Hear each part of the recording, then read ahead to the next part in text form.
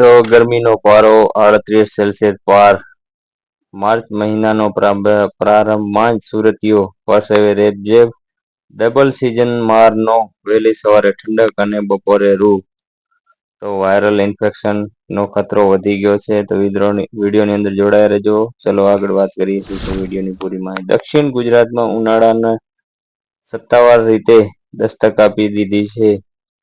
તેમ તાપમાન કરખમ વધારો જોવા મળી રહ્યો છે. આજે 5 માર્ચ 2026 રોજ સુરતનું મહત્તમ તાપમાન 37.9 સેલ્સિયસ નોંધાતા શહેરીજનોએ દજાડતી ગરમીનો અનુભવ કર્યો હતો. માર્ચ મહિનાના પ્રારંભિક દિવસોમાં જ ગરમીનો પારો 38 ડિગ્રીને નજીક પહોંચી જતા આગામી દિવસોમાં આકરા ઉનાળાના સંકેતો મળી રહ્યા છે.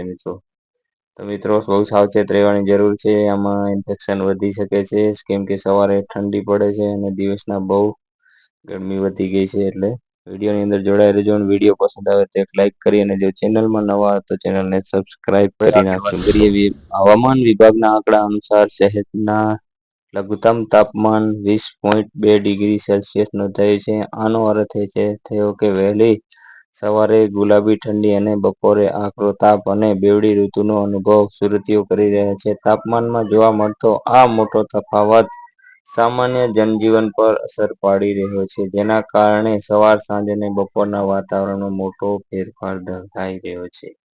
હવામાં ભેજનું સ્તર 80 જેટલું છે ઊંચું રહ્યું છે. ગરમીનો સાથે હવામાં ભેજનું પ્રમાણ પણ નોંધપાત્ર જોવા મળ્યું છે. આજે હવામાં ભેજનું સ્તર 80% જેટલું ઊંચું રહ્યું હતું. જ્યારે તાપમાન ઊંચું હોય અને ભેજનું પ્રમાણ વધારે હોય ત્યારે પવનની ગતિ સામાન્ય હોવાના કારણે બફારો અને અકળામણ વધુ વર્તાય છે. પવનની ગતિ શૂન્ય જેવી રહેતા પરસેવેથી તરબતર થતા લોકોએ ઓફિસ અને ઘરોમાં એસી પંખાનો આશરો લેવો પડ્યો હતો.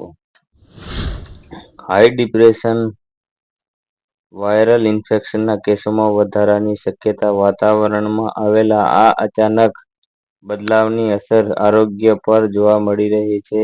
હવામાં ભેજ અને બપોરના આકરા તાપને કારણે હાઇડ્રેશન અને વાયરલ ઇન્ફેક્શનના કેસોમાં વધારો થવાની ભીતિ સેવાઈ રહી છે. આરોગ્ય નિષ્ણાતોએ નાગરિકોને સીધા તડકામાં જવાનું ટાળવા અને બને તેટલું પાણી તથા પ્રવાહી આહાર લેવાની સલાહ આપી છે, તેથી શરીરમાં પાણીનું સ્તર જળવાઈ રહે. મિત્રો તો જેટલું બને એટલું મિત્રો તમે ઠંડુ પીવાનું વધારે રાખો.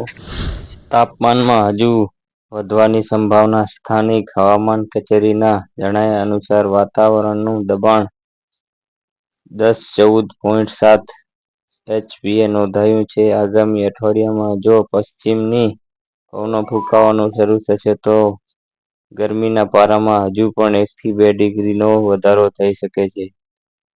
તો આવા નવા વિડીયો જોવા માટે આપણી ચેનલને સબસ્ક્રાઇબ કરી નાખજો મિત્રો. અને જો વિડીયો પસંદ આવે તો વિડીયોને એક લાઈક કરી અને જો ચેનલમાં તમે નવા હો તો ચેનલને સબસ્ક્રાઇબ કરવા વિનંતી છે. ચલો મળીએ નવા વિડીયોની સાથે. ત્યાં સુધી જય માતાજી.